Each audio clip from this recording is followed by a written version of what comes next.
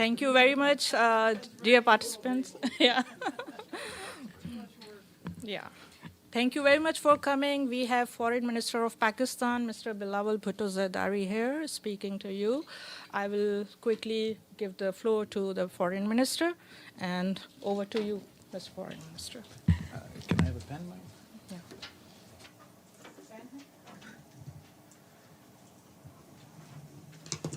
Thank you. Hello, good afternoon. I think. Ladies and gentlemen, it's a pleasure to be back again at the United Nations. We're here in our capacity as chair of the G77 in China, as we're hosting and chairing a ministerial conference that we kicked off today, and which will stretch over to tomorrow to discuss a whole host of issues facing the developing world and what sort of reforms are necessary for the global south, the developing world, to achieve social SDGs and our climate goals. And I think that so far it's been going particularly well. While we've been here yesterday, I had the opportunity to speak at the open debate of on multilateralism and reform at the UN, where I advocated for the UFC proposal for reform and particularly emphasize that we believe that permanent members, the right to a veto, are fundamentally undemocratic vestiges at the United Nations. They have been the reason that a whole host of issues we have been unable to address here at the United Nations, and we believe that the problem surely cannot be the solution. Surely the solution to paralysis at the United Nations cannot be more permanent members, cannot be more tyrannical, authoritarian vetoes. The solution to the gridlock of the United Nations is further democratization, further representation, but we would like to see the empowerment of the General Assembly, of the Secretary General, and the proposals of the UFC. Today, the United Nations Security Council held a meeting on counter-terrorism. I believe perhaps it could have been more inclusive, more transparent, had this too been an open debate, allowing for all countries, but particularly those such as Pakistan, who have been the victims of terrorism, who've experienced the devastation associated with terrorism, but who have also demonstrated consistently our ability to tackle this issue, be it domestically, with our successful counter-terrorism operations, first in South Waziristan, then in North Waziristan. That saw the overall security situation in Pakistan drastically improve from where it was between 2007 and 2013.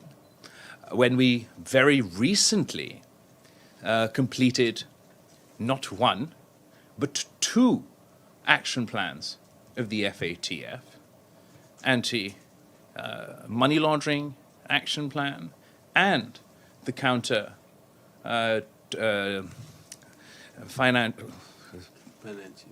financing terrorism action plan. Both action plans were not only completed, but completed ahead of time. We are the only country to have ever simultaneously completed two action plans. We are not only incredibly proud of our achievement, but we'd like the opportunity to share our experiences with the rest of the world. Having completed our joint action plans, now Pakistan aspires to be a member of the FATF because we believe, having gone through this experience, we now have the ability, the skills, the infrastructure in place, not only to tackle these issues domestically, but share our experiences with other countries. Another point I want to emphasize within the context of terrorism, of counterterrorism, that this is a cause that is incredibly personal to me. I have lost my mother, Shaheed Mohtarma Benazir Bhutto, the first female Prime Minister of the Muslim world, to the scourge of terrorism. She returned to Pakistan in 2007 to challenge terrorists at a time when it wasn't particularly popular to do so in Pakistan. She did so at a time when the vast majority of male political leaders within Pakistan did not have the courage to condemn terrorism, to publicly campaign against terrorism. She has survived what to this date is the largest terrorist attack in Pakistan insofar as the sheer number of victims, the October 18th, 2007 terrorist attack in Karachi. But she never gave up, nor was she deterred. And her bravery, her courage, her determination mirrors the bravery, the courage, the determination, the sacrifice of the people of Pakistan. As a Muslim, as a Pakistani, as a victim of terrorism, I believe it is time we move away from some of the Islamophobic narrative framing of this issue that took place after the awful attacks of September 11th, 2001. Because what we have witnessed from that date up until now is that terrorism, of course, knows no religion, knows no boundaries. It is important for us to consistently emphasize, and I remember still growing up and hearing quotes from world leaders, such as, not all Muslims are terrorists, but all terrorists are Muslims. And unfortunately, we find ourselves in an incredibly odd situation, where me as a Pakistani, as a Muslim, as a victim of terror, I am not defined. My country is not defined, my people are not defined by the bravery of Shaheed Mohtarma Benazir Bhutto and the thousands of other Pakistanis that have stood up and given their lives to these terrorists. We are defined by those who carry out these acts just because they call themselves Muslims. Till this day, yesterday, when I was contributing at the ministerial meeting, at the UN Security Council on the reform of multilateralism, and I requested the UN Security Council that the issue of Kashmir is an issue that should be solved through multilateralism, through the United Nations Security Council. In response to that, I was told that because Osama bin Laden was found in Pakistan, I should sit down and shut up. The fact of the matter is, Osama bin Laden is dead.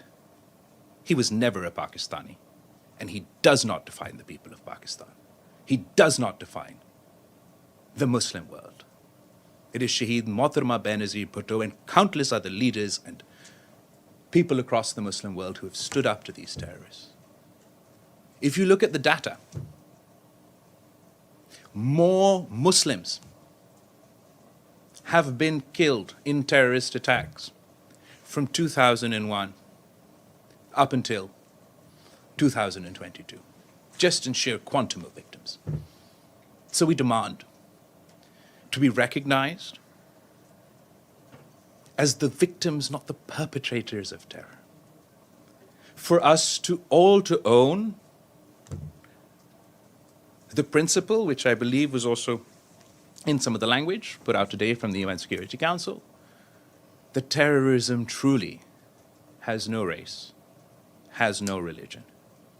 And whether a terrorist shoots up school children here in the United States,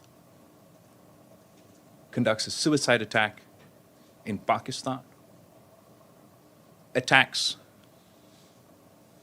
anybody, any institution in my neighborhood, in India, terrorists are terrorists, and we must all work together as an international community instead of victim blaming the Muslim world, the Muslim community. We must work with them.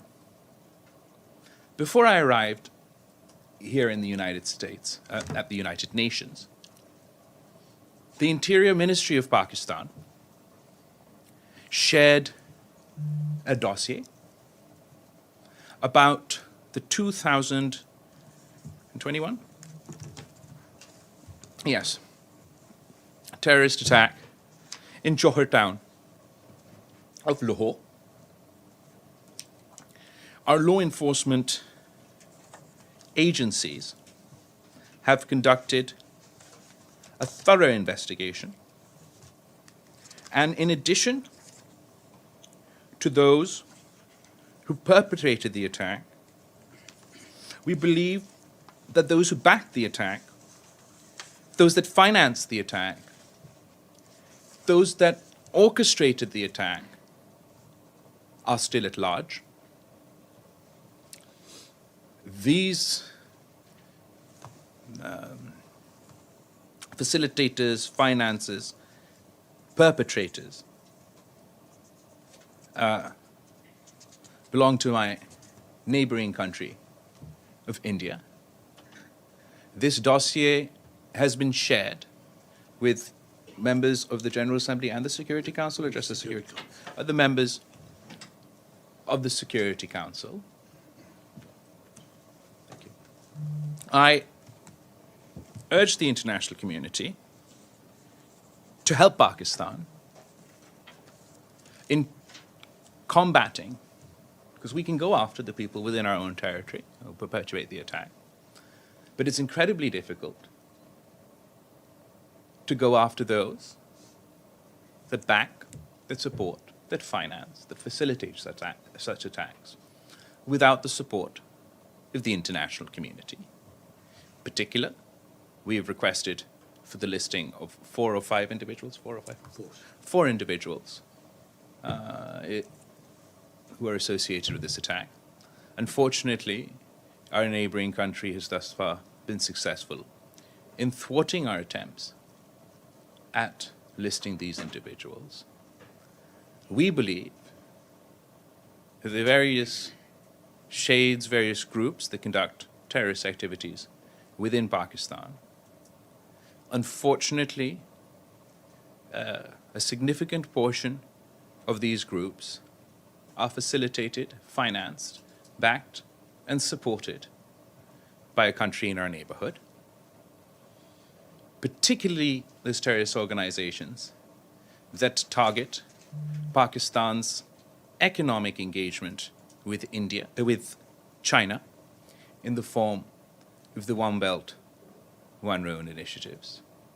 Everything from the attack on the Chinese consulate in Karachi to various attacks in Balochistan have been traced back to such groups.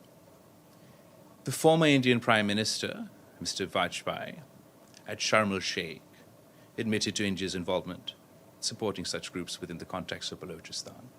Their former National Security Advisor is on the record. Sorry? President National. Thank you, the correction. Their President National Security Advisor is on the record as far as their support for such groups conducting attacks within Pakistan. I call upon the Indian government that these tactics must end. You cannot imagine that you will finance, that you will foster, that you will encourage such terrorist activities in my country, and then that these terrorists will be content with only conducting terrorist activities within my country. And it is about time that India and Pakistan and the international community work together to ensure that so-called non-state actors, wherever they are, wherever they conduct their nefarious activities from, wherever they target, whether they target Pakistan, whether they target any other country, that we work together to ensure that the financing, support, and facilitation of these groups come to an end. It is important for us, given the incredibly difficult and testing times that we face, that we finally, once and for all, work together to put an end to this long-standing point of irritation between our two countries. I believe that we have to draw a line in the sand and say that we have a complicated history, complicated past around this topic. Let's look to the future and ensure that going forward, no Pakistani will have to fear for their life, worry about whether their kids will come home or not. Heaven forbid if there's a terrorist attack. And that no Indian should have to worry that their family, their kids won't be able to come home as a result of some terrorist attack. I thank you all for your time. I thank you, Foreign Minister of Pakistan. We will open the floor for question. Before I open the floor, I would request to raise one question at a time so that we can give time to other participants. If we will be left with some time, we will take follow-up questions. So let's start with Valeria. Thank you, Mariam. Yeah. Thank you, Mr. Foreign Minister, on behalf of the United Nations Correspondent Association for this press conference. Valeria Robecco from ANSA News Agency. So, in your opinion, does the recent international events reinforce the need for a review of some functioning mechanism of the UN, including the reform of the Security Council, and what kind of feedback have you received in response to the Uniting for Consensus Group's effort in this regard, in this direction? Thank you so much. Thank you. I think as far as reform at the United Nations is concerned, Pakistan has been clear and consistent since 1995. Since 1995, we've been supporting and working with the UFC group in hoping that is the direction that reform at the United Nations will take place. Obviously, others have a different view. I strongly and fundamentally believe in multilateralism, in the United Nations. I think the best of humanity can be achieved when we're working together. But I also believe that any reform of the United Nations must be a democratization of the United Nations. It has to fundamentally, we have to sort of demonstrate the equality between states, not accentuate the inequality between states. I don't believe that an expansion of permanent members, I don't believe that more people being able to wield the veto is the solution to our problems. We've seen, be it Iraq, be it Ukraine, be it various issues at the United Nations Security Council. It is the permanent members, their outside influence, their ability to veto, that has hampered the smooth functioning, if it were, of the United Nations. And this is what we believe is the problem, and certainly not the solution. Thank you, Miriam. Ambassador, Foreign Minister, it's Pamela Falk from CBS News. Nice to see you again. The UN funding for the floods Yeah. is very low. It's Yeah. about, somewhere around 30% and may run out. And in an interview in the last day, you said Pakistan also has energy insecurity, is not taking reduced rates from Russia. How can you bridge the gap if the UN isn't coming through and other subsidies are not coming through? So Thank you. Thank you so much. Let me break it down in for you as far as the floods are concerned. This is, the sheer scale. I was here now 2 months ago, and I'm back again.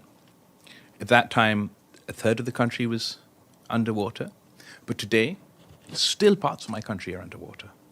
Parts of Sindh, parts of Balochistan are still underwater. They've missed not just the one crop that they lost last time, but this time around, also the wheat crop. So economically for them, this is absolutely devastating. From the areas where the water has receded, there's devastation left in their wake. We have the health crisis that I was talking about last time has manifested in various ways. But for example, our malaria season is going on for an extended period because waterborne diseases are still spreading as a result of the water still being there. We have an education crisis just in my home province of Sindh. It's one of the 4 provinces of Pakistan, but it's the most devastated from the floods. 47% of my province's school infrastructure, educational infrastructure, is either partly or completely damaged from the floods. And my province's 52% of my province's school-going children who used to go to school, and those 47% of the school buildings cannot go to school. So there's a climate emergency, there's a health emergency, there's an education emergency. It is an absolutely monumental task. As far as the relief efforts go, along with the United Nations and the international community, we've been doing the best we can to provide relief for the people. Within Pakistan, through the Benazir Income Support Program, we've provided cash transfers, particularly to women who've been affected. Through USAID and the United Nations, other forms of support is getting through. But the scale is so large that no matter what we do, we feel that more needs to be done. But that's the relief aspect, which has been ongoing, and now we'll need to continue to progress through the winter months with its unique challenges. Then we have to look towards the reconstruction and the rehabilitation. And we would like to do so, reconstruct, rehabilitate, invest in this infrastructure, but do so in a greener, more climate resilient manner. We're incredibly grateful to the Secretary General of the United Nations, who will be co-hosting a conference for climate-resistant Pakistan on January 9th in Geneva, where we will kick off this initiative.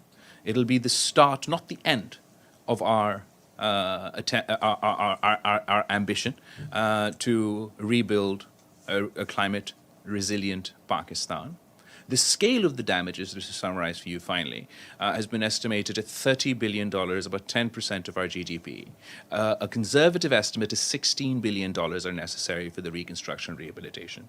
I'm under no delusion that we'll be able to gather this money through one conference or in one day, or through one event. This is going to be an ongoing process that we kick off with the UN Secretary General in early January.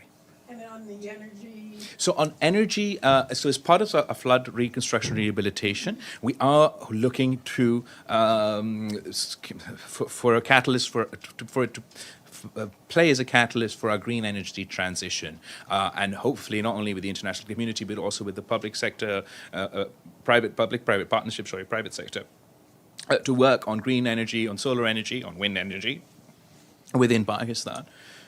Overall, we do have energy insecurity and an energy problem. We import far too many hydrocarbons. That bill for Pakistan and for the people of the Pakistan is too expensive to afford. It is something that is getting increasingly expensive, and after the fallout of COVID and supply chains issues, and then now the Ukraine crisis has absolutely exacerbated that problem. We are committed to not only our transition to green energy, we want to focus more on domestically produced energy rather than imported hydrocarbons. But in the crisis of now, we will do whatever we can to meet our people's needs. James? James Bates from Al Jazeera. Can I ask you about Afghanistan? We are seeing harsher and harsher punishments from the Taliban. We're seeing women excluded from public life. Girls have not been allowed to go back to school. And in recent days, we've seen clashes taking place across one of the two main border points between Pakistan and Afghanistan. Is it time for Pakistan to reconsider its policy of engagement with the Taliban? Do you need to look at this again? Okay, so as far as engagement is concerned, I believe not only Pakistan, but the international community must engage. I can't wish the Taliban away or Afghanistan away. They're a reality. They're there on my border. The modes and ways that we are engaging, the ways in which we are engaging, particularly within the Pakistani context and as far as the TTP, perhaps that can be reconsidered as far as strategy is concerned, as far as the way we put across our demands or what we expect from them. But we can't give up on engaging. I don't believe if I just turn my backs and stop talking and the rest of the world stop talking, that Afghanistan's issues will sort out themselves. So how do you make the Taliban change its behavior? Well, I remember, first of all, our interview the last time I was here. It went very well. I think in that I tried to argue that we've got a sort of chicken and egg situation. The economic situation in Afghanistan is dire. The humanitarian situation is incredibly alarming. It's this organization, it's the United Nations, that has said that 97% of their people will fall below the poverty line. I know of horrific stories. You hear of child marriages. No, they're not marrying off their young girls out of choice or because they want to. It's because they physically can't afford to feed their children. And they think it's better to have a child marriage so that someone can take care of their little girls. I've heard horrible stories about how parents are drugging their children to sleep because they have to go to sleep hungry. I want women's rights more than anyone. I believe that within the Islamic world, it is our religion that before many other religions granted rights to women. It is my country that produced the first Muslim female prime minister. We will not compromise on women's rights. But I want to also be practical about how we can achieve that. I do not believe we can starve the Afghans to force them to follow women's empowerment or to live around these provinces. I believe that there needs to be not only humanitarian assistance, but the conducive economic environment to allow those who do want to deliver on their promises to themselves and on the international community vis-a-vis women's rights, the political space to do so. I think history has demonstrated that whenever in the past in autocratic, theocratic regimes, when the economic times are tough, then rights are usurped, contracted rather than expanded. I don't believe that with the Afghans' money frozen, with their banking channels shut, we will see progress on this and other issues.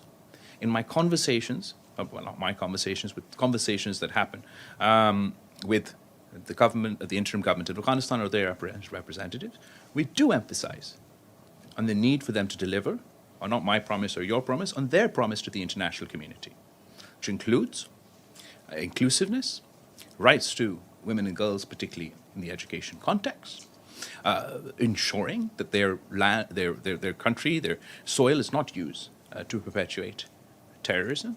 I believe that we can achieve those goals through engagement. It's been 1 year since they've taken over Afghanistan. I'm sure that 1 year is an incredibly long time for the women of Afghanistan, for the girls of Afghanistan, but it is still 1 year. I'm hopeful that with further engagement, with not only ourselves, but working with the international community, through the OIC and other organizations, that we hopefully will be able to convince them to implement their own promises. Mr. Azim Mia. Mr. Foreign Minister, Azim Mia from GeoTV and Young Group. A war of words is going on between the Indian Foreign Minister and the Pakistani Foreign Minister. Just a few minutes back, Indian Foreign Minister accused Pakistan of terrorism, and Pakistan has been submitting so many dossiers to different authorities, different organizations, including the UN, but with no result so far. So how long the Kabul, Delhi, and Islamabad are going to face this war of terrorism against each other? And secondly, do you foresee any kind of rise in tensions because Pakistan is in a vulnerable situation and there is a war of words between you and the Indian Foreign Minister over here? Will it turn into any kind of rise in the tensions along the border? I don't believe we're in a war of words. Are we in a war of words? I haven't noticed. I want to be very careful because I actually didn't catch the statement that you're referring to. Just now he made at the stakeout. Oh, okay, well, that I disagree. It's pretty safe to say. Look, I'm the Foreign Minister of Pakistan. And Pakistan's Foreign Minister is a victim of terrorism, is the son of Shaheed Mohtamma Benazir Bhutto. The Prime Minister of Pakistan, Shahbaz Sharif, when he was CM of Punjab, his home minister was assassinated by terrorists. Political parties, civil society, the average people in Pakistan, across the board, have been the victims or the perpetrators of terrorism. We've lost far more lives to terrorism than India has. Why would we want our own people to suffer? We absolutely do not. Unfortunately, I think India has been playing in that space that I referred to earlier in my statement. It's very easy to say Muslim and terrorists together and get the world to agree. And they very skillfully blur this line, where people like myself are associated with terrorists, rather than as those who have been fighting and to this day are fighting terrorism. As far as India is concerned, they've had terrorist attacks.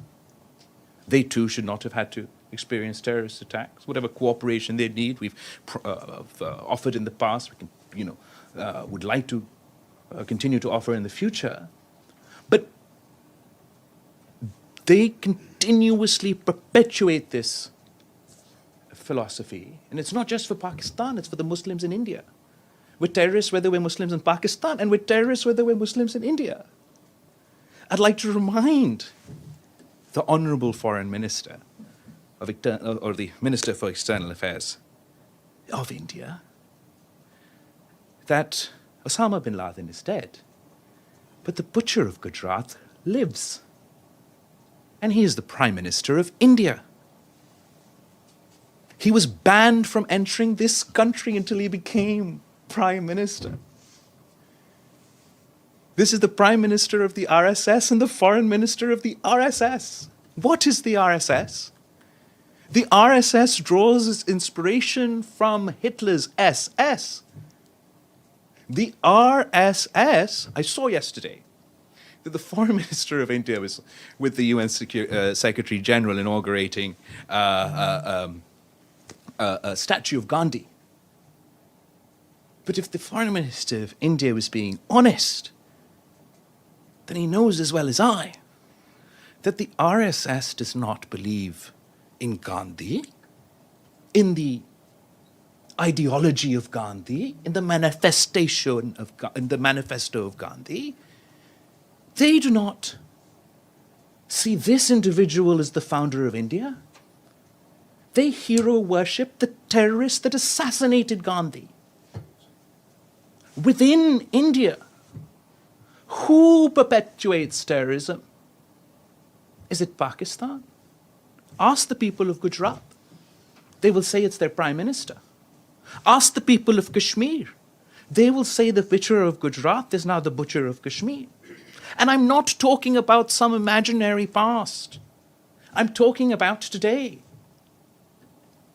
They're not even attempting to wash the blood of people of Gujarat off their hands for their own election campaigns.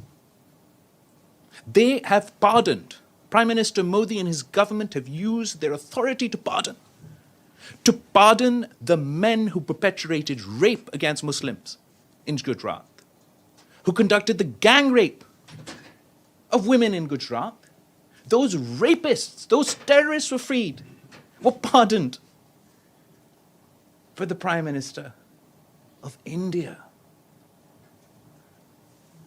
This is the truth of the matter. So in order for them to perpetuate their politics of hate, their Hindu supremacist transition from a secular India to the Hindu supremacist India, this narrative is very important for them. It's very important for them domestically, and it's very important for them internationally. They demonize the people of Pakistan. They expect the world to believe that we are all terrorists. I know we are not. And I have presented this dossier. I'm not talking about whenever well back Gujarat was. I'm talking about 2021. Well, we have proof that your government facilitated a terrorist attack in Pakistan. So I don't see how Pakistan is the epicenter of terrorism. I do believe that we are the victims of terrorism. If it's not the government of India, certainly the people of India have been victims of terrorism. The people of Afghanistan have been victims of terrorism. The people of the United States, the people of Europe have been the victims of terrorism. And it's for us to work together to combat the politics of hate, to combat whether it's Islamic extremism or Hindu extremism, to come together and face these challenges and not pursue narrow populism, religious populism, divisive politics domestically or internationally, and to further spread hate within communities. Otherwise, it's not just this generation, all the generations to come will continue in this cycle that we see ourselves. Sir, second part of my Abdul question, Hamid is there any Siam, we possibility will take of follow-up rising question tension? later. Azim Mia, sir. Thank you. Mr. Siam. Thank you. Welcome, Foreign Minister. Thank you, Mariam, and thank you, Ambassador Munir. My name is Abdul Hamid Siam from the Arabic daily Al-Quds Al-Arabi. I have many questions, but Mariam ordered us to confine our... I cannot. And my question about internal issues in Pakistan. Recently, there was an attempt to murder Imran Khan. Mm-hmm. It seems that he is still popular. There are many people supporting him. When he calls for a rally, he receives hundreds of thousands of people.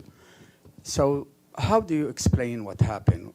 Who was behind it? What does the investigation say about the attempt? I think there's two parts of your investigation. As far as the attack on Mr. Khan is concerned, I would like to once again emphasize to the Punjab government in Pakistan that it's incredibly important. This is not just an attack on Mr. Imran Khan. This is an attack on a former prime minister. It's not about political differences. We want to see the facts. And there's an investigation on the provincial level ongoing that needs to show results. On the federal level, the Prime Minister has written to our superior judiciary to investigate the matter. As far as Mr. Khan's popularity, that's where I'll contest you. Because we all saw him and his march in Pindi. Hundreds of thousands of people did not gather. A few thousand people gathered. In a country with 200 million people, I believe that any one of our political parties can organize a political function on the scale that Mr. Khan has. A popular leader was Shaheed Mohtarma Benazir Bhutto, who landed in Pakistan in 1986 and still holds the record to this day of the largest political gathering with 3 million people received her at the airport. Our population today is far beyond that. Mr. Khan is particularly well versed, as most populists are, with social media. He uses that as a propaganda tool. And there were some by-elections held recently in Pakistan, about 9 by-elections. And these by-elections were for seats that Mr. Khan, as parliamentarians, resigned from the assembly. So in those seats, there were by-elections. And in those by-elections, Mr. Khan lost 3 of the seats he once held and won the rest. If I was in that situation, where my party had 10 by-elections and 9 by-elections in seats that are our seats, and I lost 3 of them, then I would be, quite worried about my prospects in the general elections. Ibtisam. Thank you, Mariam. Hi, my name is Ibtisam Azim from Al Arabi Al Jadid newspaper. I have first a very quick follow-up on James' question on Afghanistan and economics. Sure. Could you please elaborate a little bit more? What do you believe that need to be done? You touched a little bit upon the issue of frozen assets. So Yeah. So one frozen assets, but also their banking channels, Asha. So there's economic activity or their projects that were sort of pending from the old administration, and all of a sudden they can't function because people's bank accounts don't work. I believe this is sort of unnecessarily cruel. If these economic activities were to take place, they provide job opportunities to the people of Afghanistan that would benefit not only the men but the women of Afghanistan as well. So I think it's incredibly important for us to, at least on that front, facilitate the functioning of their economy so that there can be some activity for them to withstand the shocks that we're all facing, difficult economic times everywhere. And when talking with the Americans or other leaders, what do you hear in response on that issue? I get it. It's difficult, particularly in Western countries, particularly in DC or in Westminster, to convince your parliaments to continue, whether it's to continue humanitarian funding or to ensure progress on these fundamental economic points, given the perceptions of the Taliban and their history. It's very difficult to convince their congresses and their parliaments about this chicken and egg situation that I tried to explain to James about what comes first. And therefore, I think those are the sort of challenges that they do face, that this is where we're trapped. They say, no, you deliver on women's rights first before we can move anywhere. And those of us who are watching the sort of situation on the ground are extremely concerned that if we don't even see this minimal progress, then women's education and an expansion of women's rights in Afghanistan will be a distant dream. Shu. Yeah. Hi, Minister. This is De Zhishu with China Central Television here. Hi. I'm going to ask a question on G77 and China. So we know that for past decades, not only developing countries, I would say the whole world benefits from globalization and the international trade and commercials. But recently, we saw more and more hurdles on this. Like particular country, they put the countries they put, let's say, tariffs on particular things, blocking export or flow of technology or subsidizing things. What would that impact the developing countries, especially in the time you said, and I quote, facing unprecedented challenges to their economic progress as well as the danger of social and political turmoil? So we did discuss this at the G77, and I'm sure it'll be taken up by other countries as well. Absolutely, we've called for the end of this protectionism that we're seeing all over the place. It's particularly funny because growing up, I heard a lot about how great the free market was and how everybody should follow the free market. And I think that worked well, why those specific countries that did benefit from the free market were benefiting from the free market. So then everybody should follow the free market. As soon as it seems that actually the free market doesn't work so well for us, then we're going back to these tariffs and these barriers that are particularly sort of cumbersome for developing countries. I believe that we shouldn't enter into this world of not only sort of, we shouldn't move towards this sort of economic warfare, where if I'm not happy that that X country is doing well in a particular field, then I should, sanction the hell out of it and try and artificially boost that economic activity in my country. Ephraim. Thank you so much, Mariam. Mr. Foreign Minister, a question on Iran. Okay. Your country shares borders with Iran. Ambassador Akram many times said you cannot afford having bad relations with Iran. You hoped last year, Pakistan was hoping that the JCPOA would succeed so that the tensions in the region would. But today, when you see what's happening in Pakistan, what is your Pakistan's main stance on what's happening? And since you said that Afghan women are an issue for the whole Muslim world, is the Iranian youth, Iranian women, the 350 who were killed, 20,000 in jail, is this an issue for the international community also, or is it an internal issue that Pakistan would want to distance itself from? As far as the protests that have been ongoing, in Iran. I think that, which is obvious to everyone, that the peaceful protests are, and particularly the women who are protesting, are incredibly brave. We don't support sort of rioting or violence, but obviously peaceful protests are not only encouraged by us, but even within Iran. I think Iran's history has demonstrated that time and time again, the people of Iran have been very brave in their political activity, in their activism, and in their protesting. As a result of the protests of Iranian women, we are seeing, or at least I'm hearing, about potential reforms within Iran as a result of those protests, and I believe that achievement will be an achievement for the brave women of Iran who have been protesting. As far as whether this is an international issue or not, I believe that when not so much sort of the success or ability. Let's take it out of the context of Iran. I'd feel more comfortable talking if it were in my own country. So in my own country, if I'm being challenged by protests, if the more organic those protests seem, the more likely they are to succeed and the more legitimacy they have. Within the Iranian context, I believe in some cases, with some Western countries co-opting some of these protests, rather than empowering, sort of undermines those efforts.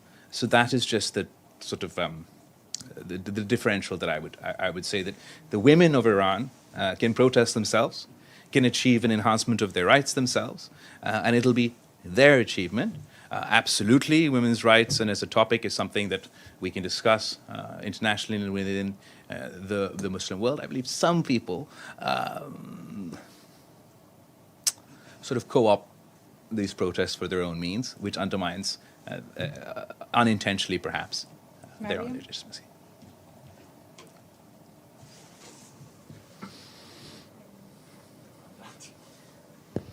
Thank you so much. Thank you for this briefing. I have a question regarding Afghanistan. It's a follow-up. Your top diplomat in Afghanistan was attacked and then left Afghanistan. Later, the Foreign Ministry of Pakistan announced that your top diplomat is not going to go back to Afghanistan. What does that mean, and why isn't your diplomat still not in Afghanistan? Is he planning to go back to Afghanistan or not? So our HMO, head of mission in Afghanistan, Nizamani Saab, was attacked in Afghanistan. We have security concerns. We've raised them with the interim government in Afghanistan. The interim government in Afghanistan has not only assured us that they will address our security concerns, but they also immediately acted to catch the terrorists involved in this incidents, are conducting their own investigation. We too will be conducting our own investigation. I have not recalled my ambassador from Afghanistan. He was anyway planned to return back to Pakistan for our own work, for our briefings and other things. And I am confident that any security concerns that we do have will be addressed, and in due course he will return to Afghanistan. So he's returning back to Afghanistan? I am confident that the security concerns that we have raised will be addressed, and in due course he'll be returning to Afghanistan. Yes. Mr. Foreign Minister, thank you for the press briefing. Anshuman Apte from Voice of America Urdu Service.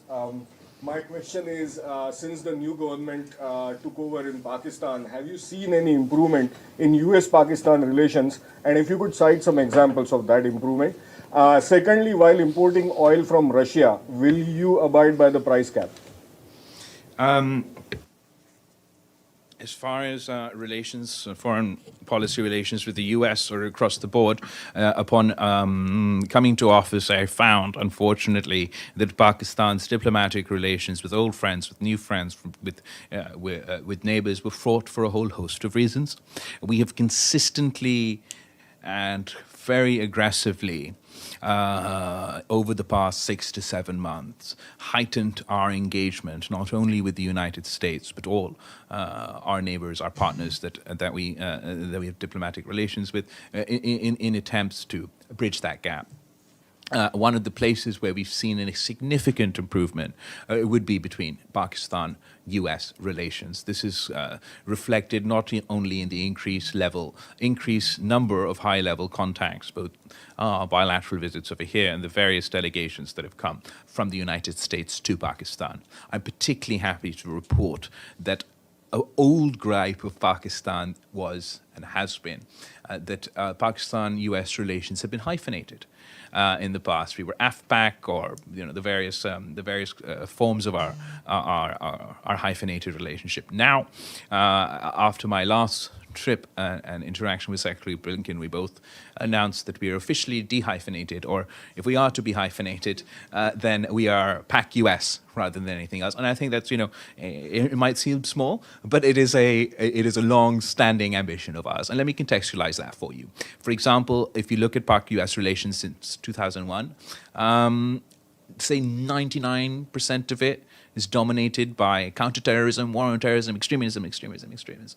Ever since I've been foreign minister, obviously we discuss terrorism, but now it forms about 10% of our interactions, and we discuss economic opportunities, cooperation in health, cooperation in climate. We've had Dilawar Saeed,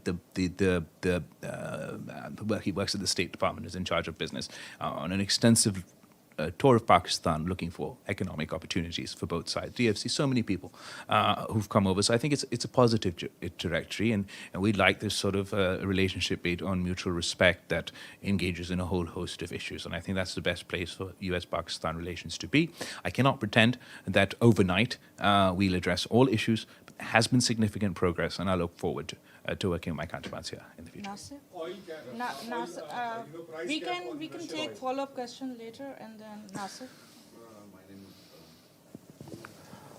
My name is Nasir Qayyum from Bol TV, Pakistan. Foreign Minister, my question is in regards to the TPS status. Pakistan has seen the worst flooding in the history of Pakistan. Recently, entire country was under flood.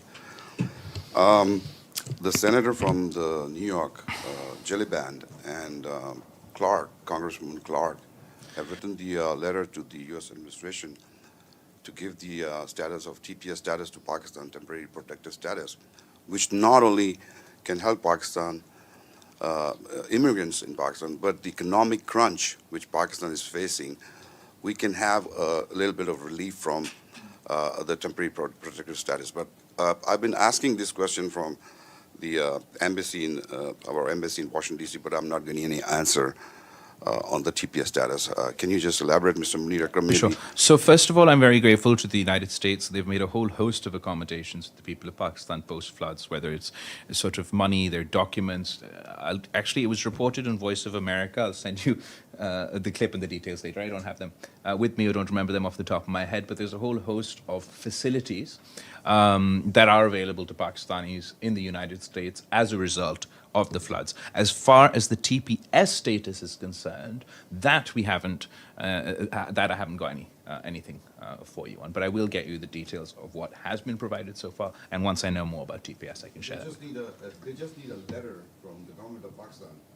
And as I spoke to one of the congresswomen, they said in 1 week, the administration will provide the TPS status to Pakistan, and that will help greatly in Pakistan. Sure. So there's just two things to emphasize. One, they've already done quite a lot, so that information will get to you. On the TPS, I don't have a The last question.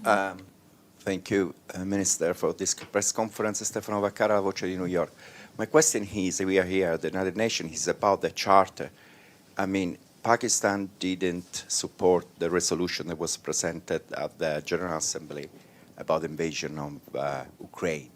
So question is, do you think that Russia did not respect the Charter of the United Nations, and why you didn't vote for that resolution? Thank you. First of all, I want to express how much we sympathize with the people of Ukraine. It's a devastating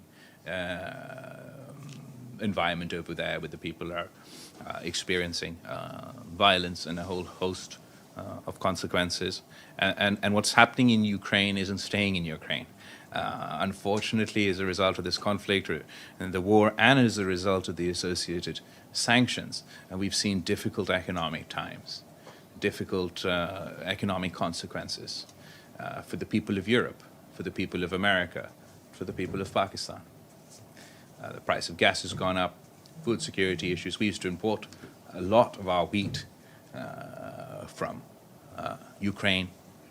As far as the initial resolution is concerned, the position of Pakistan was, particularly if you sort of recall at the time in which this crisis started, this war started, it was a month or two after the fall of Kabul. We just experienced a forever war in Afghanistan. The people of Pakistan were physically exhausted of conflict, and we're particularly wary of being drawn into another forever war somewhere else. So there was enough misery and devastation in Pakistan, in Afghanistan, in my region, for us to get drawn into what certainly is misery and devastation somewhere else.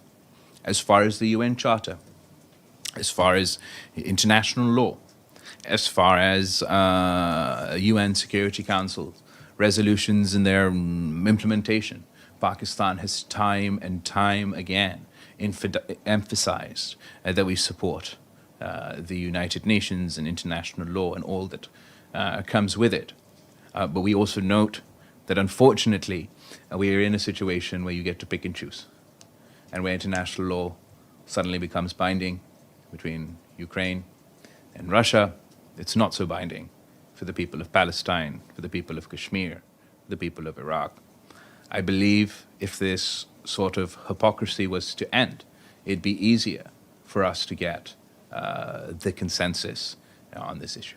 Thank you very much. We'll take last question with Mr. Lodi, and then we'll finish. I'm sorry, we've taken much longer than usual. Concert TV? Suno TV in Pakistan. My question is there any new development for the issue of Kashmir, and very soon Kashmiri can free from terrorism of Indian government? So, to the sort of it furthers a point to the gentleman who asked the question before you, that when it comes to the issue of Kashmir, unfortunately, the world is content that UN Security Council resolutions go unimplemented, that what India has done in August 2019, unilaterally usurping the United Nations recognized internationally disputed territory of Jammu and Kashmir, is absolutely condemnable. It is outrageous. I think it was particularly bizarre that I was at the UN Security Council yesterday.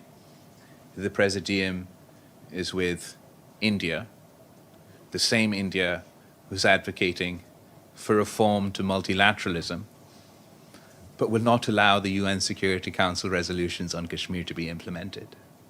They'll advocate for reform to multilateralism at the United Nations one day. Then they'll advocate for bilateral solutions to Kashmir the next day, and ultimately settle for a unilateral usurpation of internationally recognized disputed territory within Kashmir. I think this hypocrisy speaks to the heart of what is wrong here at the United Nations, or the dysfunction here at the United Nations. Surely, no member who refuses to recognize UN Security Council resolutions deserves to sit on the UN Security Council. Thank you very much. We will finish if Foreign Minister allows for follow-up Very questions. last one, please. I'm The I'm last late. one because it takes so longer. Yeah, Azim. Okay. Mr. Minister, you didn't answer the second part of my question, and that was, is there any possibility or fear of rising tension between India and Pakistan across the border? Because all this, at a multilateral organization like the United Nations, how the things are going on, accusing each other about terrorism and counter-terrorism. Will that dossier be available to the media? I'm sure it will. Hopefully, it will be. I don't want to get ahead of myself. It has never been before. Well, the Interior Minister presented it to the media verbally. At least we've already shared it with the UN Security Council members. I'll find out. If not now, hopefully soon, it'll be available to the media. And as far as tensions between India and Pakistan are concerned, the tension between our two countries has reached this point because of the actions of August 2019. In order for us to address the issue of terrorism, to address my concerns of the issue of terrorism, to address India's concerns of the issue of terrorism, I think it would be appropriate for us to engage productively on this issue. In order to do so, the flagrant violations of international law, of human rights, of everything under the sun on August 2019 must be reviewed. The Pakistan People's Party, you know, that my mother, Shaheed Mohtarbah Benazir Bhutto, her entire life advocated for peace with India. Consistently advocated for peace and engagement with India. She believed that it was in the benefit of the people of India, in the benefit of the people of Pakistan for us to live peacefully amongst each other. It was our government in 2010 that for the first time after 1954 unilaterally started trade with India. Because we knew that we were grabbing onto the third rail of Pakistani politics, taking all the associated political risks, being called traitors and everything else on the streets and the protests of the extremists against us. But we knew that we were doing so in good faith. And we had the reciprocal leadership on the side who perhaps would be able to take similar brave stances within their own political context. We no longer feel we have those sorts of rational partners on the other side of the border today. We believe that the August 2019 incidences have shut the door, even for political parties such as mine who have long advocated for engagement and peace with India. We no longer have the domestic political space to do so after that incident. Thank you very much. My question about price cap on Russian oil. Yeah, price cap. एक तो अभी तक हम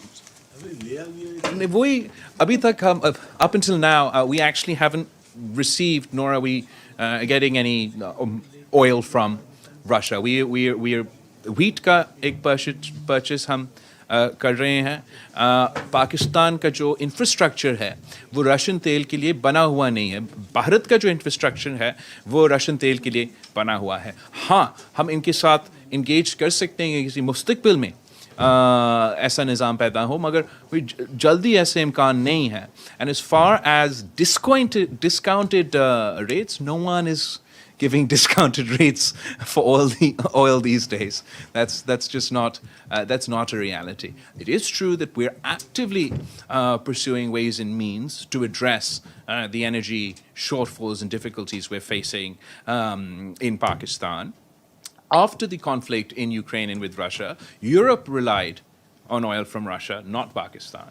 Europe relied on gas from Russia, not Pakistan.